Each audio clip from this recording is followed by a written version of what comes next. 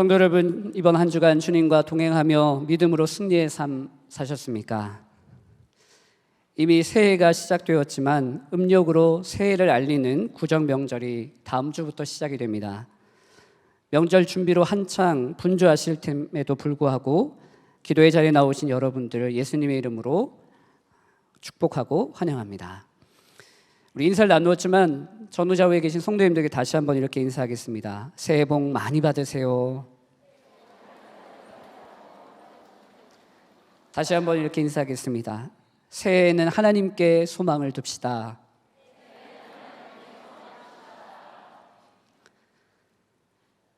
우리 모두는 마음에 소원이 있습니다. 그리고 그 소원이 이루어지기를 간절히 기대합니다. 2025년 시작한 지 어느덧 20여일이 지났는데 여러분에게는 어떤 기대와 소망이 있으십니까? 개인적으로 간절한 바람이 있다면 저는 다이어트에 꼭 성공하고 싶습니다.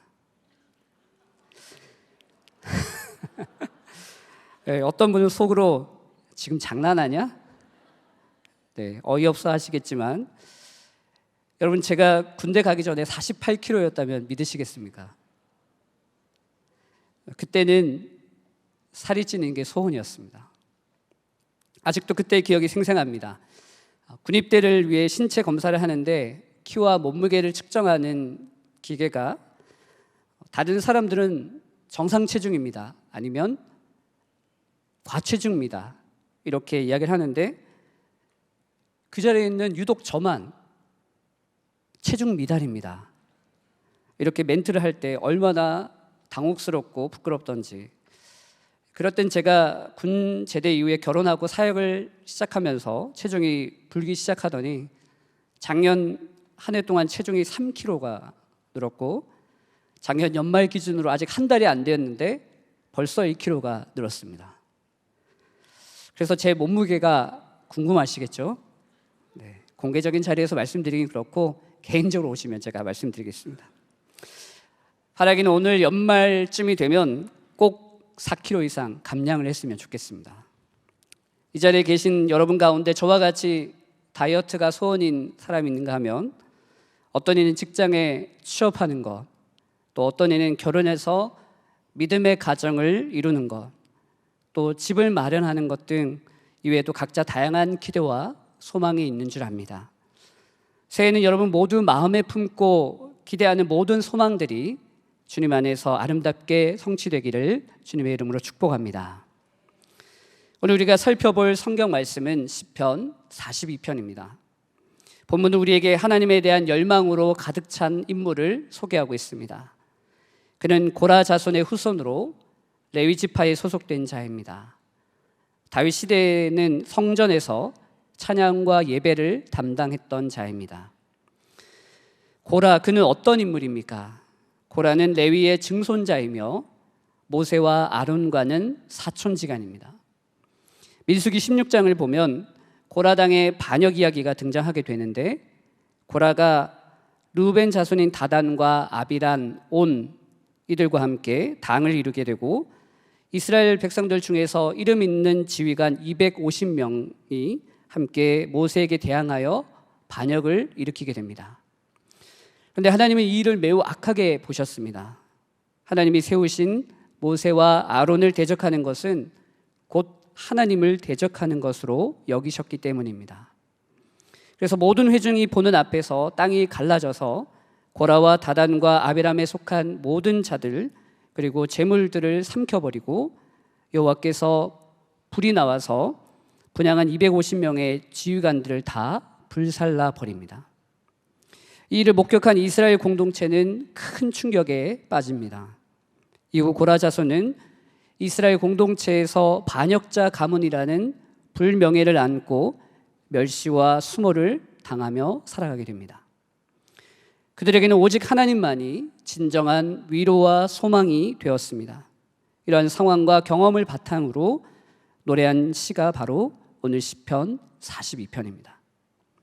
본문 1절 말씀을 이미 우리가 읽었지만 1절 말씀 다시 한번 읽어보도록 하겠습니다. 시편 42편 1절 말씀입니다.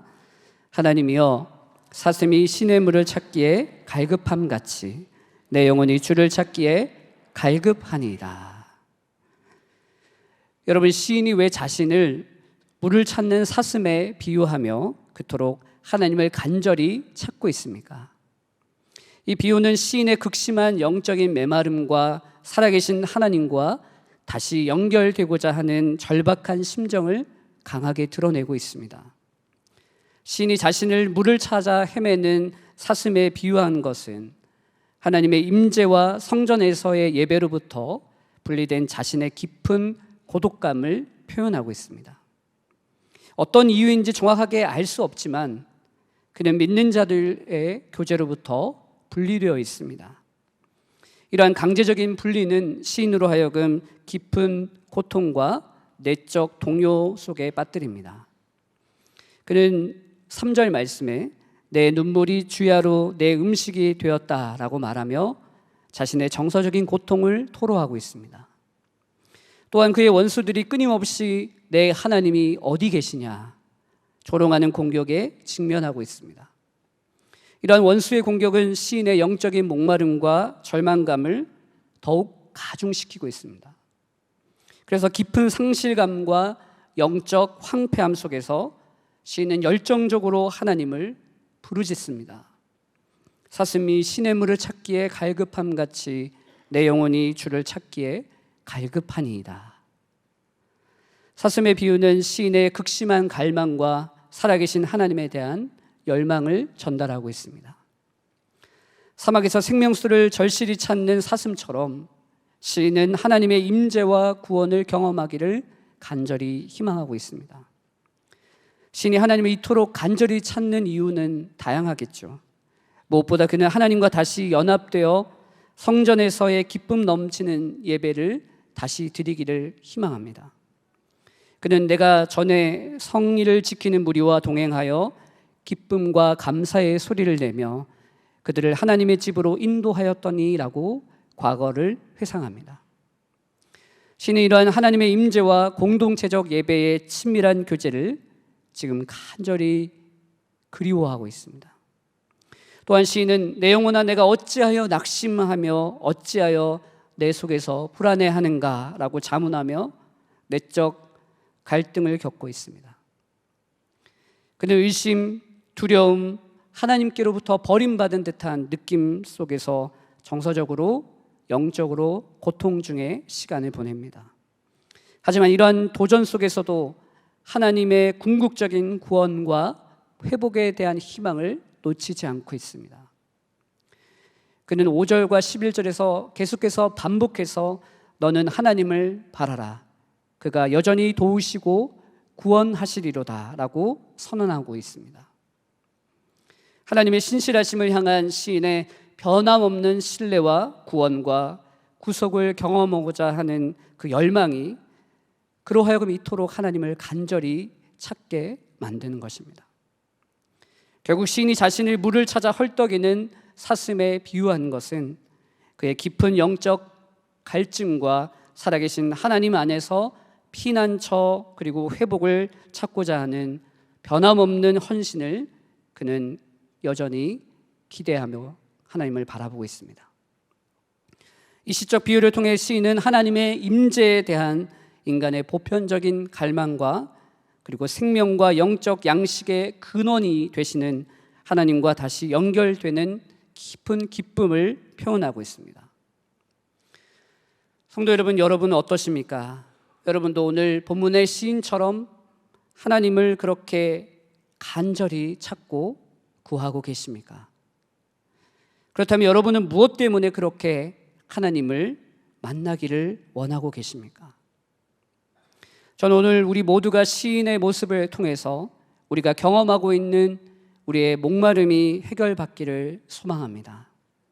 어떻게 그것이 가능할까요?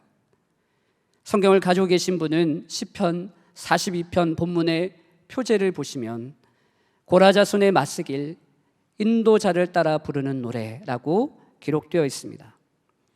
여러분, 마스길이 무엇입니까? 시편 42편의 제목에 나오는 마스길이라는 용어는 이 시편이 독자에게 영적인 교훈과 통찰력을 제공하도록 의도되어 있음을 발견할 수 있습니다. 마스길이라는 히브리어 용어는 통찰력을 주다, 이해시키다, 가르치다라는 의미를 가지고 있습니다. 마스길로 지정된 시편들이 여러 곳 있는데 종종 지혜, 묵상, 영적 성장의 주제와 관련이 되어 있습니다. 시편 42편의 경우 마스길이라는 제목은 시편 작가의 하나님에 대한 깊은 갈망과 영적 메마름과의 투쟁이 다른 사람으로 하여금 교훈과 격려를 주기 위한 것임을 시사합니다. 여기 시편 작가의 솔직한 감정적 그리고 영적인 고뇌의 표현은 단순한 개인의 애가가 아니라 영적 지혜와 통찰을 전달하는 수단이 됩니다. 시편 전체에 걸쳐서 시편을 기록한 저자는 하나님의 부재 그리고 원수들의 조롱, 자신의 영혼의 혼란에 대한 질문들과 씨름하고 있습니다. 그러나 그의 영적 고뇌 한가운데에서도 하나님의 구원의 궁극적인 신실함과 확고한 희망을 유지하고 있습니다. 이러한 투쟁과 의심 그리고 새로운 신뢰의 패턴은 독자에게 강력한 본보기가 되어서 가장 어두운 순간에도 하나님의 사랑과 구원이 항상 함께 하심을 우리에게 상기시켜 줍니다. 따라서 시편 42편의 이 시인의 모습을 통해서 저와 여러분은 마스길, 즉 영적 교훈과 통찰을 발견할 수 있습니다. 자, 그렇다면 오늘 시편 42편 말씀을 통해서 우리가 얻을 수 있는 영적 교훈은 무엇입니까? 첫 번째로 고난 중에 있을 때 하나님께 집중해야 합니다. 저를 따라서 한번 고백할까요? 고난 중에 있을 때 하나님께 집중합시다. 오늘 본문 시편 42편 1절부터 2절 말씀을 개정개역이 아닌 새번역으로 같이 함께 읽어보도록 하겠습니다. 같이 읽겠습니다. 하나님, 사슴이 시냇물 바닥에서 물을 찾아 헐떡이듯이 내 영혼이 주님을 찾아 헐떡입니다.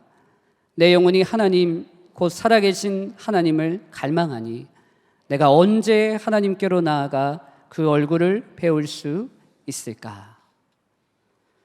여기서 시냇물은 중동에서 생명의 원천으로 간주되고 하나님의 임재와 은혜를 상징합니다. 또한 물의 부족은 절망을 상징합니다.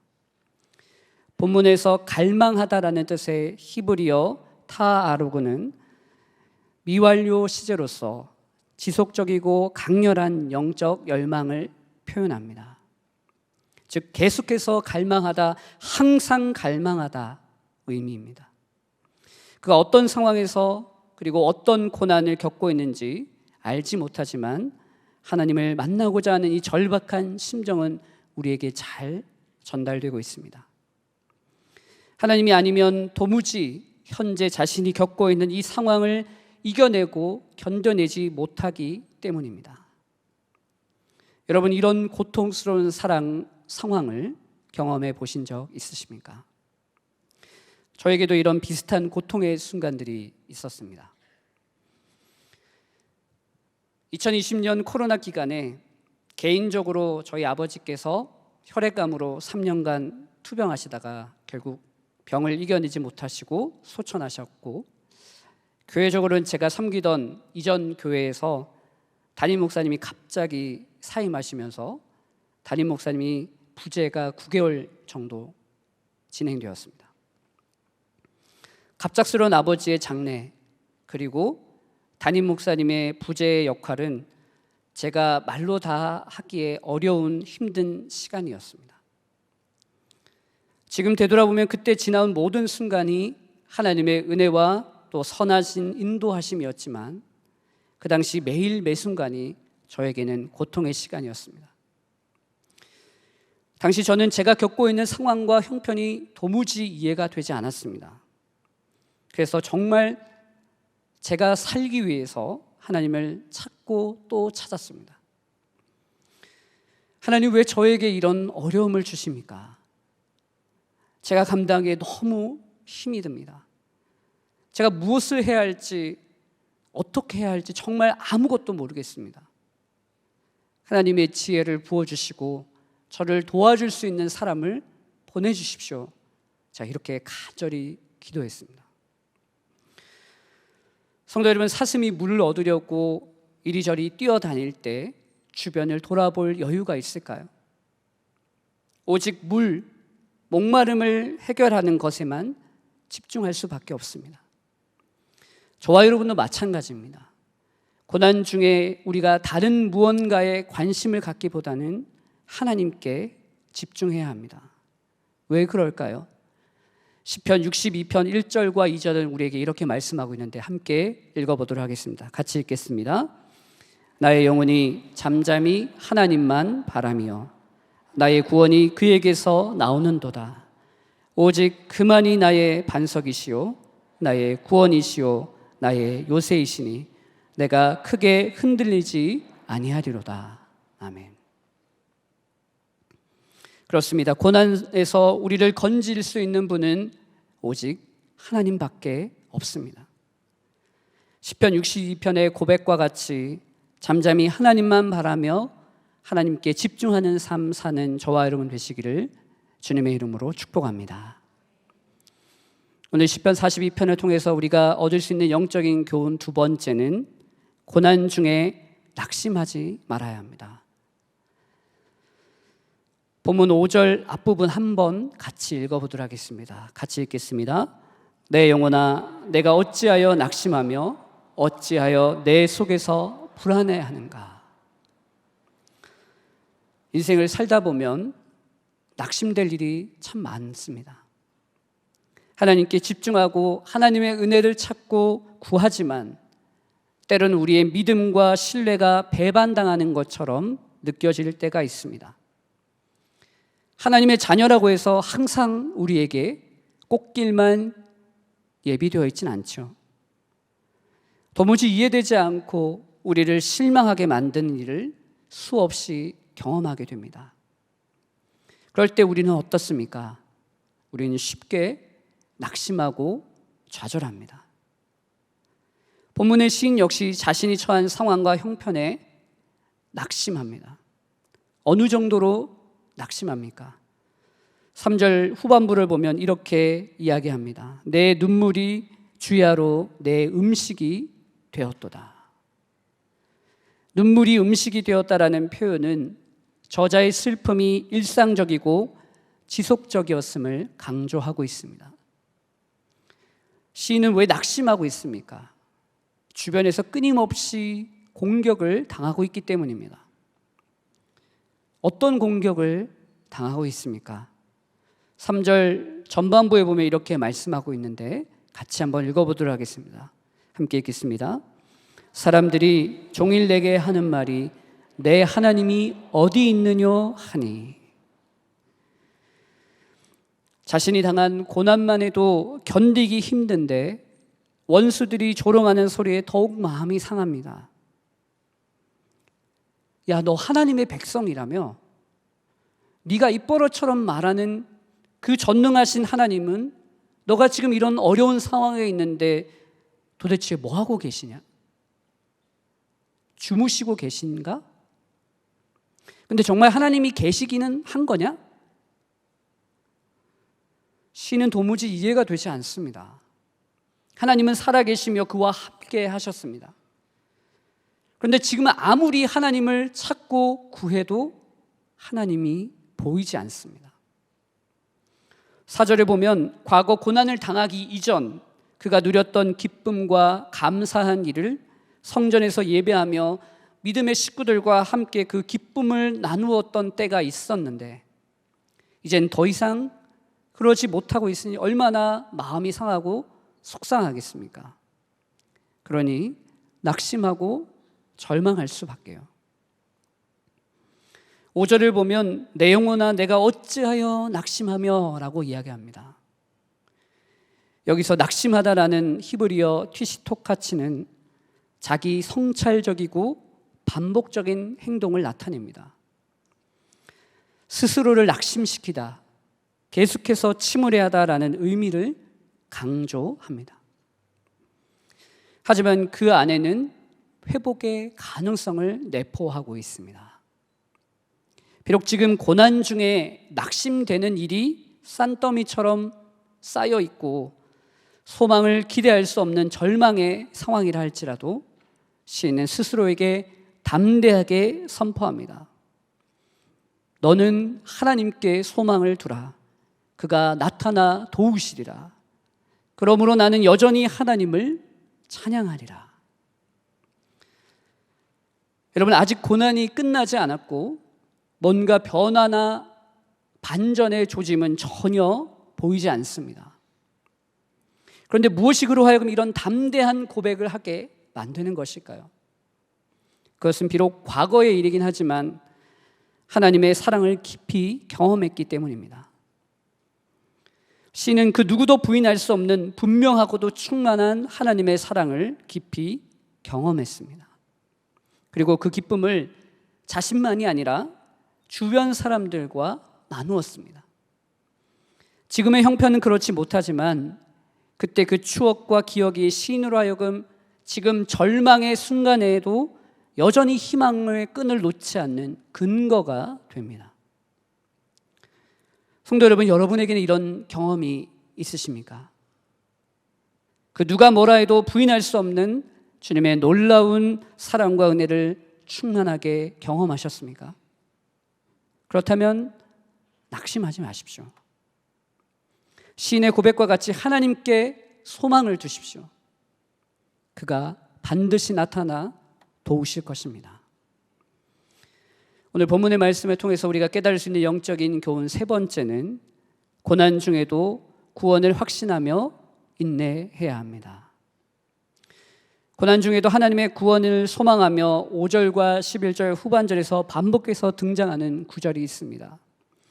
그가 나타나 도우심으로 말미암아 내가 여전히 찬송하리로다. 그렇습니다. 하나님은 우리가 고난 중에 있을 때 우리를 외면하거나 버리지 않으십니다. 오히려 우리를 구원하시기 위해 지금도 쉬지 않고 일하고 계십니다. 다만 그 일하심이 우리의 눈에 보이지 않으니 두렵고 외롭고 힘든 것이죠. 그렇다고 해도 성도 여러분, 하나님의 구원의 손길을 포기하지 마십시오.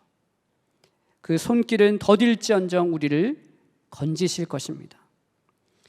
이사야 14장 24절과 27절은 그런 하나님의 구원에 대해서 우리에게 확실하게 말씀하고 있는데 긴 구절이지만 함께 읽어보도록 하겠습니다. 같이 읽겠습니다.